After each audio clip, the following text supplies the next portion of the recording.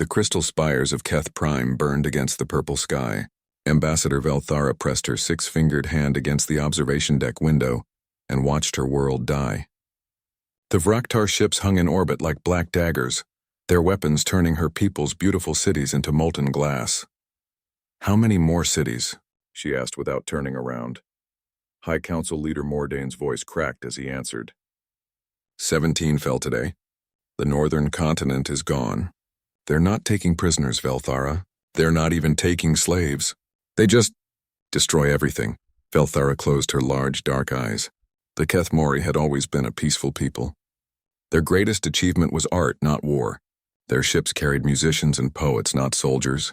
When the Vraktar horde first appeared at the edge of their system, they had tried to negotiate.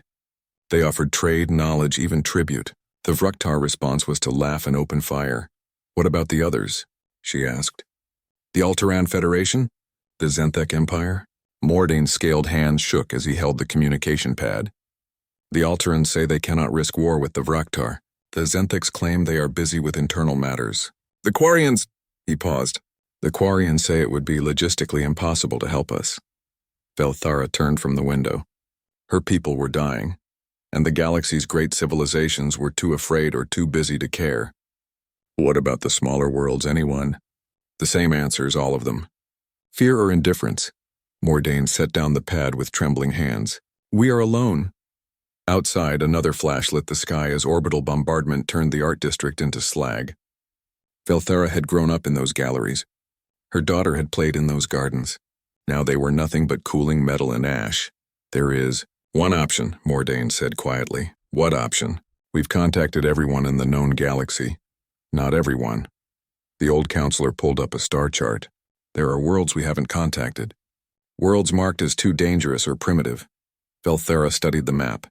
Most of the unexplored regions were marked in red: danger zones, stellar anomalies, or worlds with hostile environments. But one caught her attention. A small blue-green planet in the outer rim marked with warnings she had never seen before. "What is this world?" she asked, pointing at it. Mordane enlarged the display. The warnings made her skin crawl. Hazard class extreme. Avoid at all costs. Hostile environment. Multiple extinction events. Dangerous native life forms. Planetary warfare detected. They're fighting wars on their own planet? According to the automated surveys, they never stop fighting. The species there battles everything. Their environment, their weather, each other. Most civilizations classify it as a death world. Velthara stared at the blue dot on the screen. A world of endless war and death. What kind of creatures could survive such a place? What kind of beings would it create? "You want to ask savages for help?" "I want to ask survivors for help." Mordane's voice was steady now. "Look at the data. This species has endured ice ages, asteroid impacts, volcanic winters, and global floods. They've survived plague, famine, and wars that make our current situation look like a minor dispute. If anyone in the galaxy knows how to fight when everything seems hopeless, it would be them." Another explosion shook the building. Through the window, Velthara could see Vraktar ground forces moving through the lower city. The enemy soldiers were twice the size of any Kethmori, with armored skin and weapons that could punch through solid stone. Her people ran from them like frightened children. "What are they called, these Deathworld dwellers?" Mordane checked the file. "According to the old exploration records, they call themselves humans." The building shook again, harder this time. Emergency lights bathed the council chamber in red. In the distance, Velthara could hear the sound of her people screaming. "Do it," she said. "Velthara, we don't know anything about them. They might be as bad as the Vraktar. They might demand tribute we cannot afford. They might not even have space travel. Look around, Mordane. What do we have to lose?" The old counselor was quiet for a long moment. Outside, the screaming grew louder. Finally, he nodded and activated the emergency broadcast system. "This is Ambassador Velthara of the Kethmori Republic," she said into the transmitter. Her voice would carry across the galaxy, reaching every world with the technology to receive it. "We are under attack. Our people are dying. We have tried diplomacy. We have offered everything we possess, and still they come. The great powers of the galaxy have abandoned us to our fate." She paused, watching another section of the city burn. "To anyone who receives this message, to any species brave enough or desperate enough to answer, we offer everything we have. All our knowledge, all our resources, all our gratitude. We ask not for conquest or glory, but for survival. Help us and we will be forever in your debt. Mordain cut the transmission and looked at her sadly. Now we wait. How long?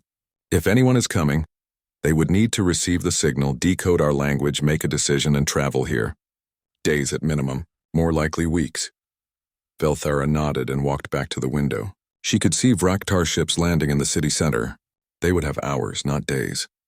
The transmission was pointless. A final scream into the void before extinction. The communication console beeped. Both Kethmori froze. It was impossible. The signal had just been sent. No one could have received and responded so quickly. Mordain's hands shook as he activated the receiver. The voice that came through was unlike anything they had ever heard. It was flat, emotionless, speaking in their language but with an accent that suggested the speaker had learned it very recently. Coordinates received. En route, that was all. No questions about payment. No demands for tribute. No negotiation or diplomacy. Just acknowledgement and action. Where did that come from? Velthara whispered. Mordain checked the signal trace. His large eyes went wide. The Deathworld. The humans. But that's impossible. The signal only just reached them. Even if they responded immediately, how could they decode our language so fast? How could they? I don't know. Mordain stared at the console. But they're coming. Outside, the Vraktar continued their methodical destruction of everything the Kethmori had built. But for the first time in days, Ambassador Velthara felt something other than despair. She felt hope. Strange, terrifying hope in the form of unknown warriors from a world where nothing was supposed to survive. In the depths of space, something was moving toward them. Something from a place where war was not an occasional horror but a way of life. The Deathworld had answered their call. General Han Wujin stood in the command center deep beneath the Rockies, staring at the alien transmission with his one good eye. The other eye had been lost during the Martian rebellion, along with his left arm up to the elbow. The mechanical replacement was more efficient than flesh, but it reminded him daily that humans paid a price for everything they achieved. Play it again, he ordered. The desperate voice of the alien ambassador filled the room once more. Around the table, Earth's military leadership listened with the expression of people who had heard similar pleas before. Admiral Park Dasam tapped her fingers against the metal table, a nervous habit from her days commanding patrol ships in the asteroid belt. Colonel Kim Taeho's cybernetic eye whirred softly as it recorded every detail for analysis. Well? Han asked when the message finished. It's legitimate, Colonel Kim said. His artificial eye could detect things human eyes couldn't. The distress is real. Population centers are being systematically destroyed. Estimated civilian casualties in the millions. Admiral Park pulled up a holographic display of the target system. It's deep in uncharted space. No supply lines, no backup, no extraction plan if things go wrong. We'd be completely on our own. How many enemy ships? Han asked. Intelligence estimates between 800 and 1,200 Vraktar vessels. Their individual ships are larger than ours with superior firepower. General Han nodded slowly. Around him, his officers waited for his decision. These weren't politicians or peacekeepers. They were survivors of humanity's endless conflicts. The water wars that had killed 3 billion. The Siberian campaign where soldiers fought in temperatures that could freeze blood in their veins. The Australian wasteland conflicts where the enemy was the planet itself as much as other humans. Thoughts? Han asked. Colonel Kim spoke first. Standard genocidal raiders. They hit civilian targets first to break morale, then move in for the cleanup. Effective against species that haven't seen real warfare. Which explains why the galaxy's other powers won't help, Admiral Park added. They're used to civilized warfare. Polite battles with rules and surrender options. This isn't that kind of fight. Han studied the tactical display. 1,200 enemy ships versus whatever Earth could scramble on short notice. Any sane military commander would call it impossible. Han had been in the military for 30 years and sanity had never been a requirement. Commander Song, what can we deploy? Commander Song Youngie was the youngest person at the table, but her record spoke for itself. She had fought in the polar campaigns where the ice itself was a weapon, and in the deep ocean wars where humans learned to battle in crushing darkness. Her voice was calm as she read from her tablet. Third Fleet is currently on exercises near Titan. 200 combat vessels, fully equipped. The Sol is flagship. 7th Marine Division is aboard, along with the usual support elements. 200 ships against 1,200, Admiral Park mused. I've seen worse odds. When? Colonel Kim asked. Europa. We had 50 ships against 300 rebel platforms. She smiled grimly. Of course, we knew the terrain there. General Han considered the numbers. By any reasonable calculation, they were being asked to commit suicide.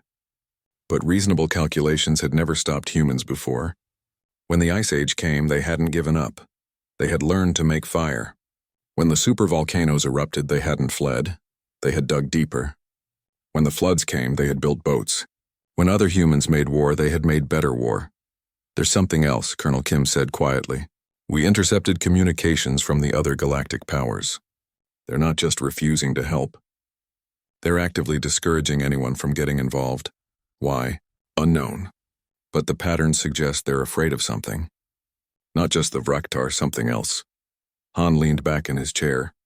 His mechanical arm clicked softly as internal servos adjusted. They're afraid of us. The room fell silent. It made sense in a way.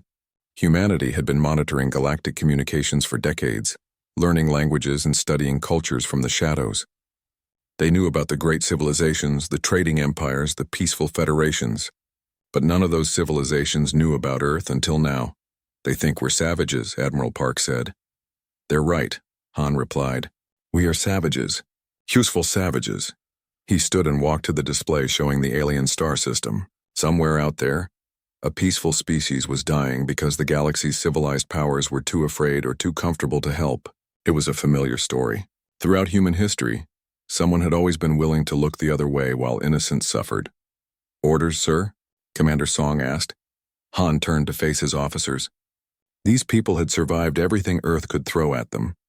They had fought in deserts where the sand could strip flesh from bone, in jungles where every plant was poisonous, in cities where the buildings themselves had been turned into weapons. They were products of a world that had never known peace. Signal Third Fleet. Emergency deployment. Admiral Park, you have overall command. Colonel Kim, take your special operations teams. Commander Song, prepare for extended operations with no resupply. Rules of engagement? Admiral Park asked. Han's smile was not pleasant. We're responding to a distress call. Anyone who interferes with rescue operations is a hostile target, including the Vraktar, especially the Vraktar. The officers began filing out to prepare their units. Colonel Kim paused at the door.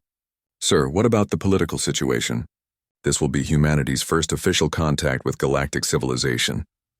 General Han looked at the display one more time. Somewhere in that distant system, people were dying while their neighbors watched and did nothing. It was the oldest story in the universe, and humans had always been on the wrong side of it. The weak side. The side that got abandoned when help was needed most. Let them know what kind of neighbors they've had all along, he said. Within 6 hours, Third Fleet was moving. Admiral Park stood on the bridge of the UES Sol, watching Earth shrink behind them. Around her, 200 of humanity's finest warships accelerated toward interstellar space.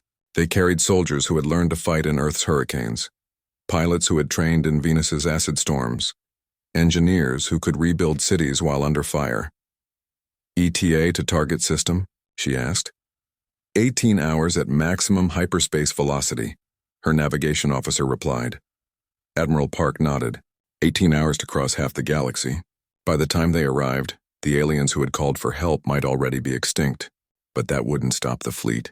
Humans had a habit of finishing what they started, even when they started too late. Send a message to the alien survivors, she ordered. Tell them help is coming. What if they're all dead by the time we arrive? Admiral Park's expression hardened. Then we make sure the people who killed them understand why that was a mistake. The fleet entered hyperspace, carrying with it the concentrated fury of a species that had never known a day without conflict. Behind them, Earth continued its slow rotation, scarred by wars, marked by disasters, home to the most dangerous creatures in the galaxy. Humans were coming, and they were bringing 4 billion years of survival experience with them. The human fleet dropped out of hyperspace at the edge of the Kethmori system, like wolves emerging from winter fog. Admiral Park Dasam studied the tactical display with the calm expression of someone who had seen worse situations before breakfast.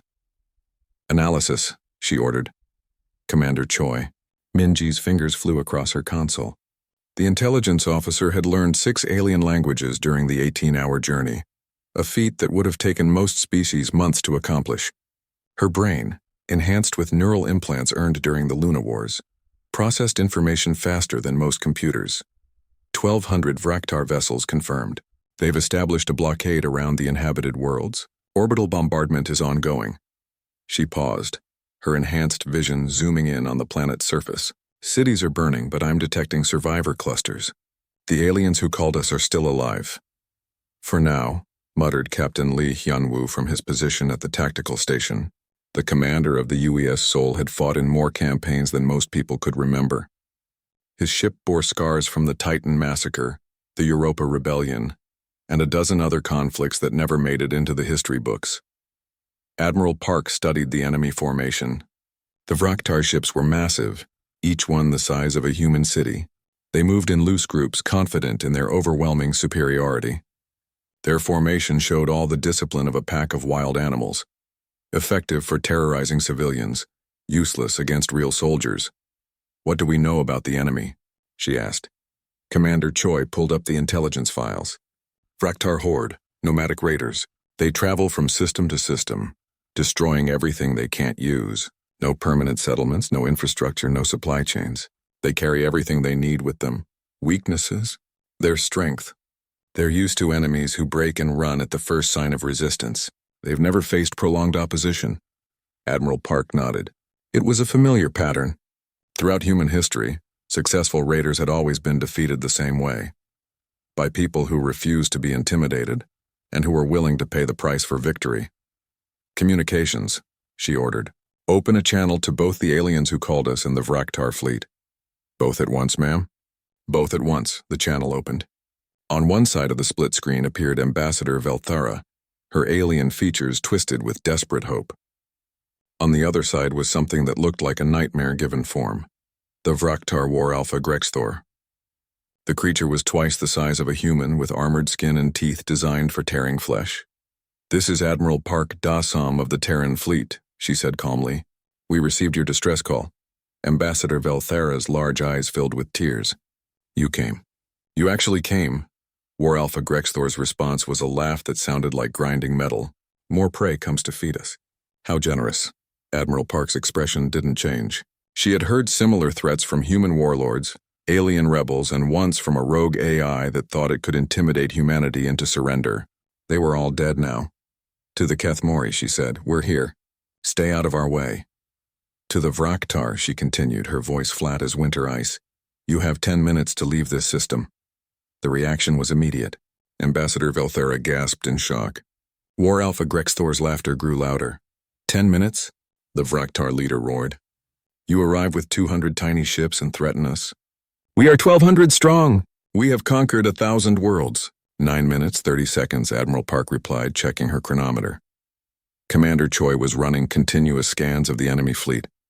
What she saw confirmed her suspicions about typical raider psychology. The Vraktar ships were spreading out, positioning themselves to surround the human fleet. It was an intimidation tactic that probably worked well against civilized species.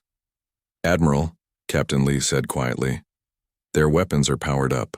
They're preparing to attack." "Of course they are." Admiral Park opened a fleet-wide channel. "All ships, this is Admiral Park. Rules of engagement are simple. They want to fight, we give them a fight. They want to run, we let them run. They want to surrender, we accept. Any questions?" The response came from Captain Shin Bora, commander of the stealth ship UES Busan. Her voice carried the confidence of someone who had fought pirates in the asteroid belt. "Where one mistake meant death in the cold vacuum of space, no questions, Admiral. Just a request, go ahead. Can I have the big one?" Admiral Park almost smiled. Captain Shin had volunteered for every dangerous mission since joining the fleet. She was the kind of person who saw a problem and immediately started thinking of ways to solve it, usually involving explosives. "The command ship is yours, Captain. Try not to enjoy yourself too much." War Alpha Grexthor was still issuing threats when the 10 minutes expired.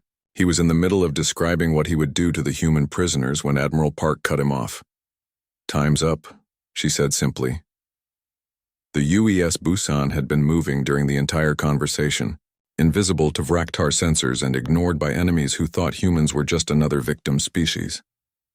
Captain Shin had positioned her ship perfectly. directly beneath the massive Raktar command vessel. The antimatter charge she detonated was small by human standards, roughly equivalent to a tactical nuclear weapon. It punched through the command ships, armor like a needle through paper, and turned the entire vessel into a brief new star. War Alpha Grexthor's threats ended in a flash of brilliant light. The silence that followed was deafening. For a moment, neither the Kethmori nor the remaining Vraktar seemed to understand what had just happened. Then the reality sank in. The humans had just eliminated the enemy's command ship as casually as swatting a fly. "All ships," Admiral Park ordered. "Advance." The human fleet moved forward with the mechanical precision of a machine designed for one purpose. These weren't glory-seeking warriors or terrified defenders. They were professionals, approaching their job with the same methodical efficiency they brought to everything else. Master Sergeant Kang Dae-young, commanding the Marine contingent aboard the Seoul, watched the tactical display with satisfaction. He had fought on 20 different worlds in every environment from Arctic tundra to molten lava fields. This looked like it was going to be a straightforward operation. "How long until we reach optimal combat range?" he asked. 3 minutes, Captain Lee replied. Commander Choi was monitoring Vraktar communications, her enhanced hearing picking up panicked conversations across the enemy fleet. "They're confused," she reported. "They've never seen tactics like this. Some ships are trying to retreat, others are demanding immediate attack.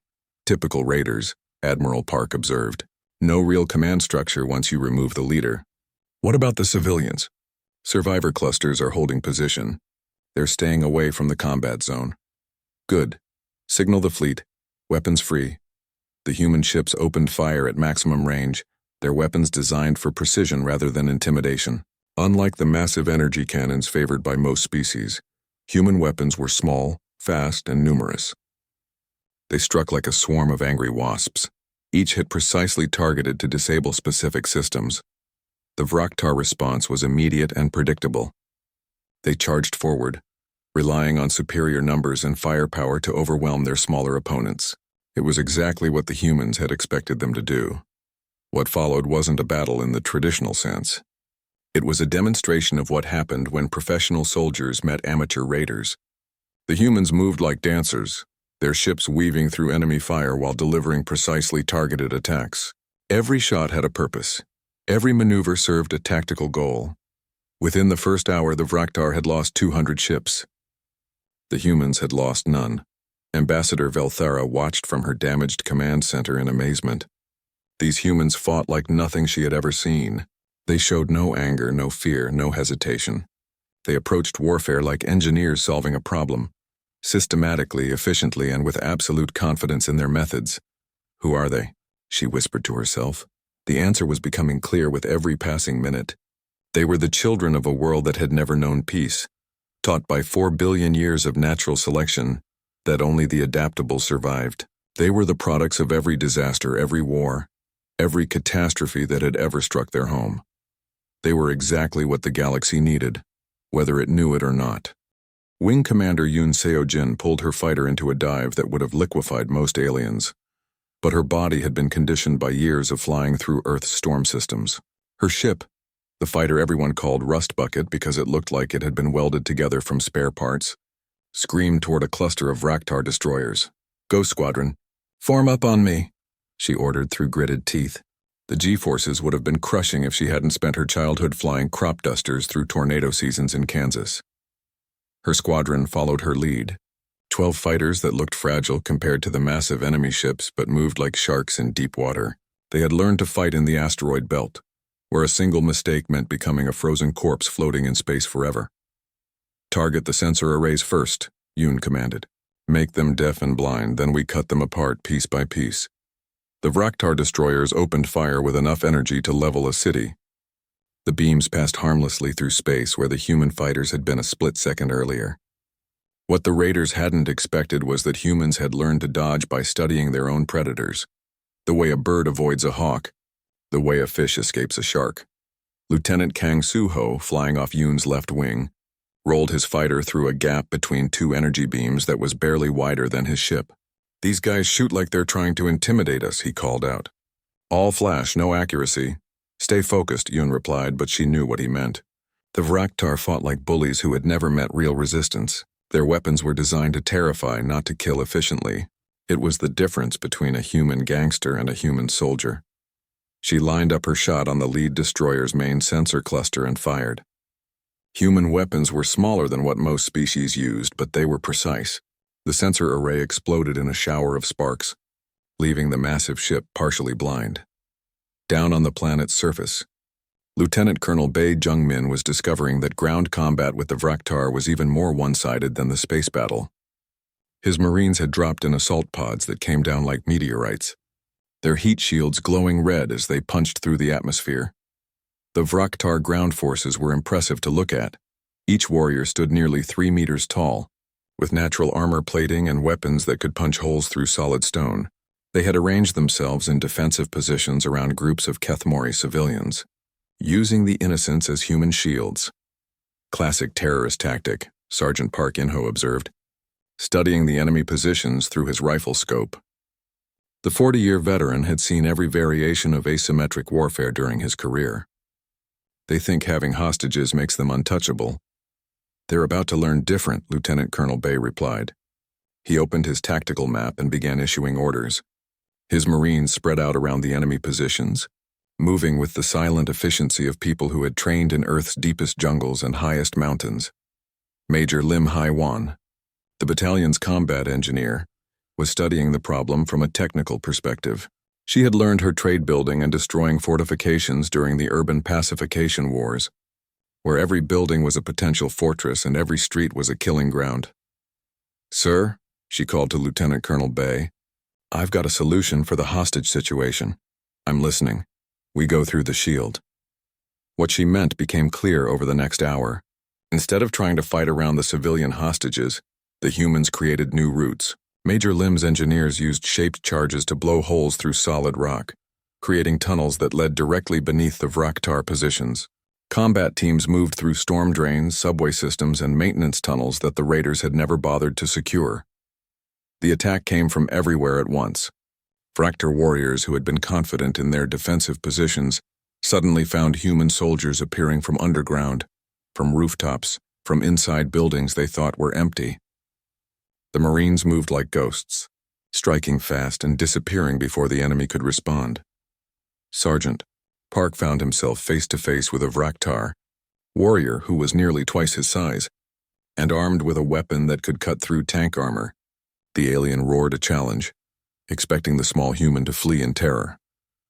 Instead, Park shot him in the knee with a weapon designed for hunting Earth's most dangerous predators.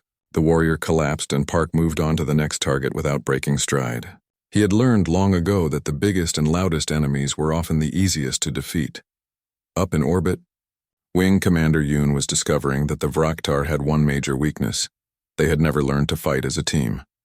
Each ship operated independently, trying to claim individual glory rather than working together for victory.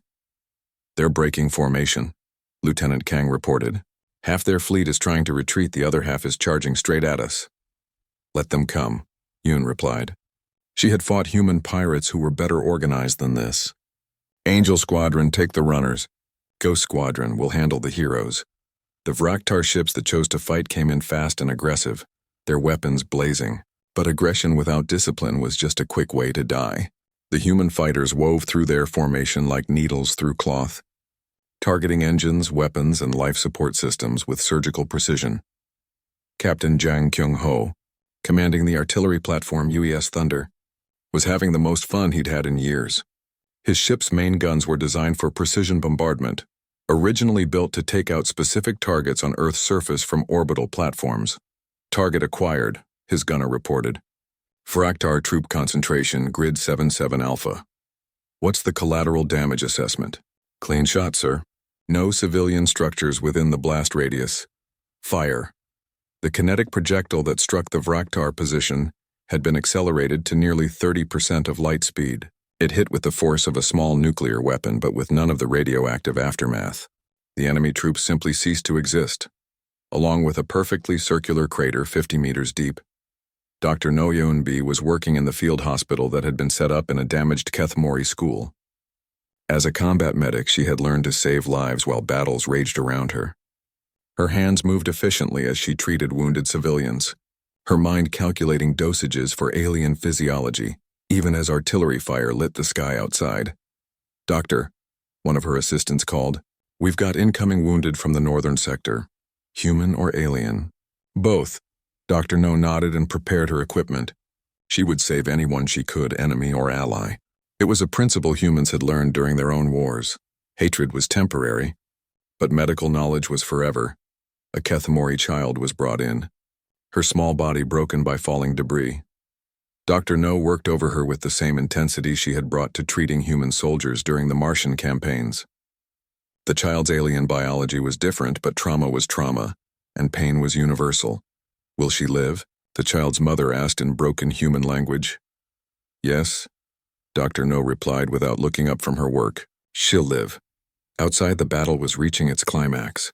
The Vraktar, faced with an enemy that refused to be intimidated and couldn't be defeated by brute force, were making their final desperate plays. Some ships tried to ram human vessels.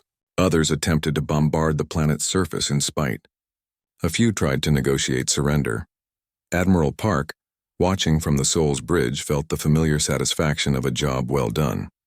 The enemy was broken, the civilians were safe, and her people had performed exactly as expected.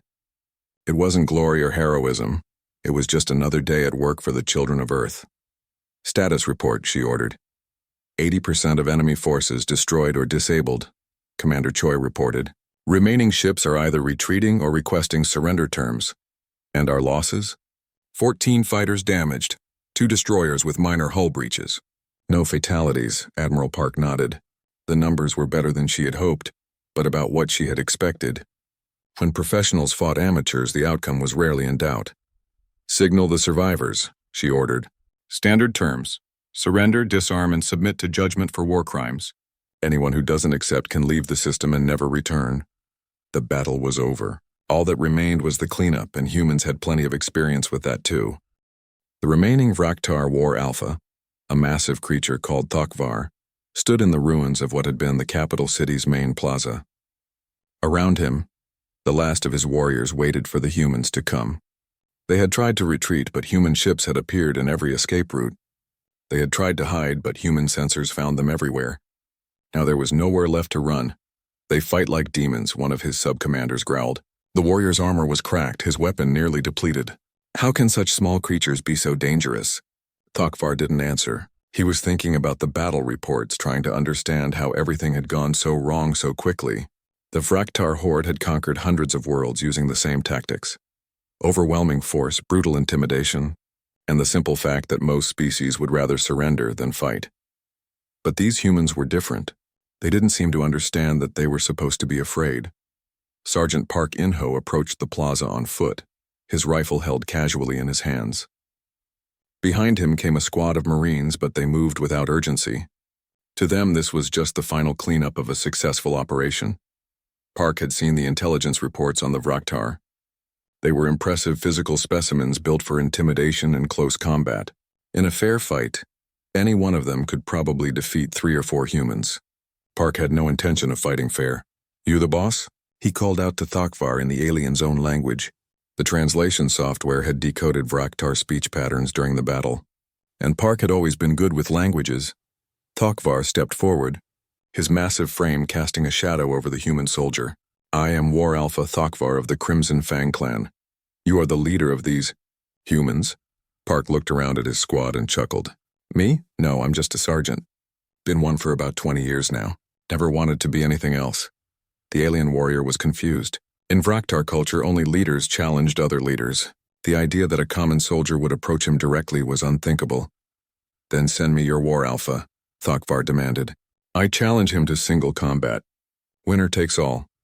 "That's not really how we do things," Park replied. He was studying the alien's stance, noting the way Thokvar favored his left side. "Probably an old injury, maybe from a previous campaign. But if you want to fight someone, I guess that's me."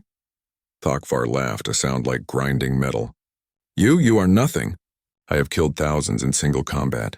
I am the champion of 7 worlds." "That's nice," Park said mildly. He was checking his rifle, making sure it was properly loaded. "Old habits from a lifetime of warfare. I'm a sergeant from Detroit. We done talking?" The alien's roar of rage echoed off the ruined buildings. He charged forward, his massive weapon raised high, expecting to cut the small human in half with a single blow. Park stepped to one side and shot him in the knee. Thokvar collapsed, his leg no longer able to support his weight. He looked up at the human in shock and confusion. Where was the honor? Where was the glory of single combat? You shot me, he said, his voice filled with disbelief. Yeah, well, you were trying to kill me, Park replied. He walked over and kicked the alien's weapon away. This isn't a movie, big guy. This is work. Dr. No Yunbi was still working in the field hospital when they brought Thokvar in. The massive alien warrior was restrained with enough chains to anchor a ship, but he was conscious and surprisingly cooperative. Why do you heal me? He asked as she examined his wounded knee. I am your enemy. Dr. No looked up from her instruments. She had been working for 16 hours straight, treating both human and alien wounded without distinction. Her hands were steady, but her voice carried the exhaustion of someone who had seen too much suffering in one day. Because you're hurt, she said simply. That's what doctors do. We fix things, but I would have killed you, all of you. We came here to destroy everything. I know. Dr. No prepared a local anesthetic, but you didn't. And now you're hurt, so I'm going to fix your knee. Thokvar stared at her with alien eyes that were slowly beginning to understand something fundamental about these humans. They weren't just warriors. They were something else entirely. Something he had never encountered in a lifetime of conquest and destruction. Captain Yang Kyung-ho was overseeing the final cleanup operations from his command post in the captured Vraktar Command Center. His artillery teams had switched from destruction to construction, using their precision targeting systems to clear debris and create safe passages for civilian evacuation. Sir, his communications officer reported, we're getting signals from other systems. Looks like word is spreading about what happened here. What kind of signals? Mixed. Some species are sending congratulations. Others are demanding to know who we are and what we're doing in their galaxy. And a few? The officer paused. A few are asking if we're available for hire. Captain Yang nodded. It was what he had expected. News of the battle would spread quickly, and the galaxy's response would be predictable. Some would be grateful, some would be afraid, and some would see opportunity. What's our official response? Admiral Park says to refer all inquiries to Earth Command. We're just following orders. On the planet's surface, Major Lim Hae-wan was working with Kethmori engineers to restore basic infrastructure to the damaged cities. Her teams moved with the efficiency of people who had rebuilt entire continents. After natural disasters, the power grid here is completely different from ours, she explained to her human assistants while a group of alien engineers watched in fascination. But the principles are the same. Electricity is electricity no matter what planet you're on. One of the Kethmori engineers, a tall creature with crystalline features, approached hesitantly. Excuse me, but how do you know so much about our technology? We've never met your species before. Major Lim looked up from the power coupling she was repairing. We've been listening to your broadcast for about 40 years. Picked up a lot from your educational programs, she smiled. Your children's shows are particularly informative. The alien engineer stared at her in amazement. You learned our technology from children's programs? Kids' shows have to explain things simply, Major Lim replied. Makes them perfect for reverse engineering. Up in orbit, Admiral Park was dealing with a more complex problem. The galactic powers that had refused to help the Kethmori were now demanding explanations for humanity's intervention. The Alteran Federation's representative appeared on her view screen with the arrogance of someone used to being the most powerful voice in any conversation. Admiral Park, you have violated galactic sovereignty laws by intervening in this conflict without authorization. Park studied the alien diplomat with the expression she usually reserved for particularly stupid pirates. Authorization from who? From the Galactic Council, of course. All military interventions must be approved by... We're not members of your council, Park interrupted. We never signed your treaties. We never agreed to your laws. As far as we're concerned, you're just another group of aliens with opinions. The diplomat's face changed color, which Park assumed indicated anger or shock. You cannot simply ignore galactic law. Watch us, Park replied, and cut the connection. Wing Commander Yoon was leading the final patrol sweep of the system when her sensors detected something interesting. A small cluster of ships was approaching from deep space. Not Vraktar, but something else entirely. Unknown vessels. This is Commander Yoon of the Terran Fleet. Identify yourselves and state your intentions. The response came in heavily accented but understandable human language. Commander Yoon, this is Captain Veltana of the Rigelian Free Company. We came as soon as we heard. Are there any Vraktar left for us to fight? Yoon checked her tactical display. The approaching ships were small, fast, and heavily armed. Their design was unfamiliar, but their intent was clear. They were warriors coming to join a battle that was already over. I'm afraid you're too late, Captain. The Vraktar are either dead, captured, or running away. There was a pause, then laughter from the alien ship. Damn, we always miss the good fights. Maybe next time? Maybe, Yoon agreed. She was beginning to understand that humanity wasn't the only species in the galaxy that knew how to fight. They were just the only one that had shown up when it mattered. As the human fleet prepared to depart the Kethmori system, Ambassador Velthara stood in her damaged office and watched the alien ships that had saved her people. She still couldn't quite believe what had happened. In less than 72 hours, these humans had accomplished what the entire galactic community had declared impossible. How do we thank them? She asked High Council Leader Mordain.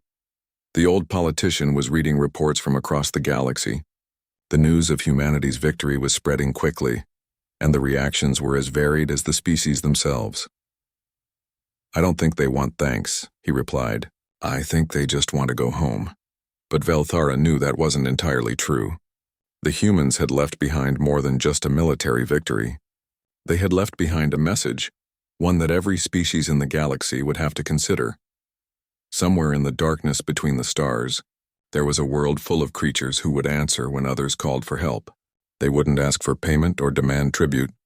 They wouldn't negotiate or hesitate or form committees to study the problem.